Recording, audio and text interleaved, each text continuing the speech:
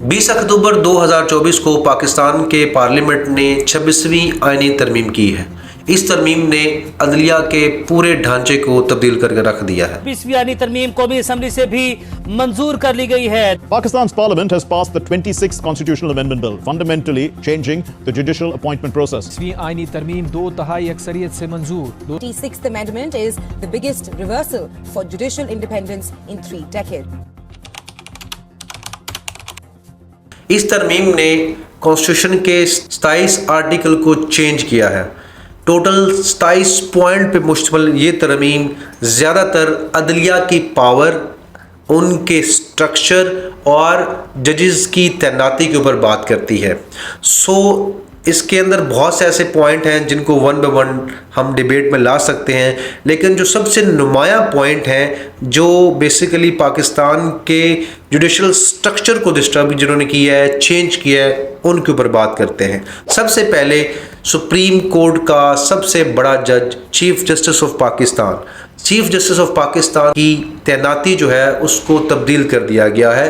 अब एक पार्लियामेंट की स्पेशल कमेटी बनाई जाएगी जिसके अंदर 12 लोग होंगे, 8 लोग होंगे कौमी असम्बली से, 4 लोग होंगे सेनेट से, और उनकी जो है वो दोनों अपोजिशन और हुकूमत से उनका प्रोपोर्शनल वाइज होगा। मतलब ये कि जितना नंबर हुकूमत का है उस हिसाब से उनके नंबर होंगे और जितने लोग अपोजिशन से हैं उस प्रोपोर्शन के हिसाब से, उस परसेंटेज के हिसाब से इस कमेटी के अंदर अपोजिशन से लोग आएंगे। वो कमेटी 3 सीनियर जजेस का जो है वो उनको देखेगी और उन 3 जजेस के अंदर से किसी एक जज का जो है वो सेलेक्ट करके प्राइम मिनिस्टर को भेजेगी और प्राइम मिनिस्टर देन आगे प्रेसिडेंट को भेजेंगे। तो मतलब ये कि अब सनोटी की बेसिस पे चीफ जस्टिस नहीं बनेगा, बल्कि हुकूमत की मर्जी से या पार्लियामेंट की मर्जी से टॉप 3 जो सीनियर जज है उनमें से कोई एक बनेगा। दूसरा, सुप्रीम कोर्ट का जो चीफ जस्टिस है उसके पास, सुप्रीम कोर्ट के पास सुमोटो की पावर हुआ करती थी, जिसको आम जबान में हम जुडिशल रिव्यू भी बोलते थे। बहुत सारे ऐसे कानून होते थे लॉ मेकिंग का प्रोसीजर के दौरान जिसके ऊपर सुप्रीम कोर्ट अपनी टेक लेती थी और उन कानून के ऊपर अपनी राय देती थी या फिर उसको ख़त्म करती थी। अब सुमोटो की पावर ख़त्म कर दी गई है। तीसरा, सुप्रीम कोर्ट के अंदर एक आईनी बेंच बनेगा, 5 रुकनी आईनी बेंच जो सीनियर, जिसको लीड करेगा चीफ जस्टिस ऑफ पाकिस्तान और बाकी उसमें सीनियर जजेस होंगे। और सुप्रीम कोर्ट के जो बाकी जज हैं, सुप्रीम कोर्ट में जो बाकी 17 जजेस होते हैं उसमें से जो बाकी 12 जजेस हैं वो बाकी फैसले सुनेंगे। वो एपलेट कोर्ट के फैसले, मतलब जो अपीलें आती हैं सुप्रीम कोर्ट में, उनको सुनेंगे। उसके अलावा वो जो और केसेस हैं, कॉन्स्टिट्यूशनल केसेस नहीं, जो बाकी सिविल क्रिमिनल वो केसेस हैं वो उनको देखेंगे। और सिर्फ यही बेंच जो है वो कॉन्स्टिट्यूशनल केसेस को देखेगा, उसके अलावा कोई जज भी उसको देख नहीं सकता। देन इसके अलावा सबसे बड़ी चीज़ जो इसमें चेंजेस की गई है वो ये है कि हाई कोर्ट के अंदर जो जजेस हैं उनका तबादला किया जा सकता है। जी हाँ, लाहौर हाई कोर्ट का कोई जज है तो उसका तबादला बलूचिस्तान में किया जा सकता है, सिंध के जज का तबादला इस्लामाबाद में किया जा सकता है। तो हाई कोर्ट के जजेस का तबादला लाइक एक कोर्ट से किसी दूसरी कोर्ट में किया जा सकता है। सेम इसी तरह हाई कोर्ट के अंदर भी आईनी बेंच बनेगा जो कि सिर्फ कॉन्स्टिट्यूशनल केसेस को सुनेगा और बाकी जो जजेस हैं वो बाकी केसेस को, बाकी जो रूटीन के केस होते हैं उनको सुनेंगे। तो ये चंद इंपॉर्टेंट सेगमेंट हैं इस तरमीम के।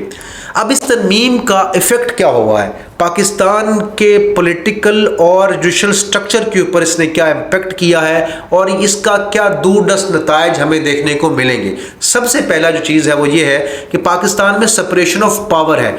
एक पॉलिटिकल फिलोसफर है मोंटेस्क्यू, उनकी थ्योरी थी separation of power. Separation of power basically ये थी कि हुकूमत की 3 ब्रांचेस होती हैं, एग्जीक्यूटिव, लेजिस्लेचर, जुडिशरी, और तीनों के दरमियान पावर डिवीजन होता है और तीनों एक दूसरे के ऊपर चेक एंड बैलेंस रखते हैं। पाकिस्तान ने अपने कॉन्स्टिट्यूशन के अंदर ये चीज़ शामिल की और उससे हमारे यहाँ ये था कि तीनों पावर्स, पार्लियामेंट, हुकूमत और अदलिया, एक दूसरे के ऊपर चेक एंड बैलेंस रखते थे। लेकिन इस तरमीम ने वो चेक एंड बैलेंस ख़त्म कर दिया है और इस वक्त अब ज़्यादा रोल जो है वो पार्लियामेंट का और हुकूमत का है और अदलिया का रोल आहिस्ता आहिस्ता कम हो गया है। ये तरमीम जो है बेसिकली इसने अदलिया की जो इंडिपेंडेंट ऑफ जुडिशरी जो है, अदलिया की जो आज़ादी है उसके ऊपर जो है ज़रबकारी की है और उसको ख़त्म किया है। दूसरा इसका इम्पैक्ट क्या होगा कि हुकूमत अब कंट्रोल कर सकेगी जजेस को। जैसे कि फॉर एग्जांपल अभी रिसेंट देखें कि इस वक्त सबसे सीनियर जज जो है मंसूर अली शाह साहब हैं, जिन्होंने चीफ जस्टिस ऑफ पाकिस्तान बनना था, लेकिन अब जिसको नॉमिनेट किया गया जस्टिस याह्या अफरीदी, वो बेसिकली 2030 में उनका टाइम आना था जज बनने का। तो एक बंदे को 6 साल पहले जज बना दिया जा रहा है, तो डेफिनेटली हुकूमत की जब चॉइस आएगी उसको करने में, तो कहीं ना कहीं हुकूमत के कंट्रोल में चीजें आ जाएंगी, कंट्रोल करना आसान होगा। फिर उसके अलावा आईनी बेंच होगा। पहले पूरी सुप्रीम कोर्ट के जजेस के ऊपर होता था, सुप्रीम कोर्ट का कोई भी जज उसमें शामिल हो सकता था, तो हर जज के ऊपर चेक रखना, बैलेंस रखना मुश्किल था हुकूमत के लिए। अब क्योंकि सिर्फ 5 जज होंगे और उसमें भी चीफ जस्टिस उनकी मर्जी का होगा, तो हुकूमत का कंट्रोल ज्यादा होगा। तो बेसिकली ये हुआ ये है कि पार्लियामेंट सुप्रीम हुआ है, हुकूमत सुप्रीम हुई है और अदलिया वीक हुई है। ये वही एग्जाम्पल है जो इंडिया में हुआ था। इंडिया में आहिस्ता आहिस्ता हमने देखा पार्लियामेंट सुप्रीम हुआ, पार्लियामेंट ने ऐसे बहुत सारे कानून पास करवाए जो कि इंडिया के ओवरऑल कॉन्स्टिट्यूशनल स्ट्रक्चर के खिलाफ थे, और सुप्रीम कोर्ट क्योंकि वीक था तो उसने कुछ भी नहीं इस पर कहा। लेकिन अल्टीमेटली उस चीज़ ने इंडिया की पॉलिटी को, इंडिया के सोशल फैब्रिक को डिस्टर्ब किया था। सेम ये हम देख सकते हैं कि इस तरह की तरमीम अगर होएंगी या हो चुकी हैं, वो पाकिस्तान के सोशल फैब्रिक या पाकिस्तान की फेडरेशन या पाकिस्तान की पॉलिटी को डिस्टर्ब करेंगी और उसके नतायज अच्छे नहीं होंगे। आई होप आपको इसकी समझ आई होगी। मज़ीद वीडियो के लिए चैनल को देखते रहिए। अल्लाह हाफिज़।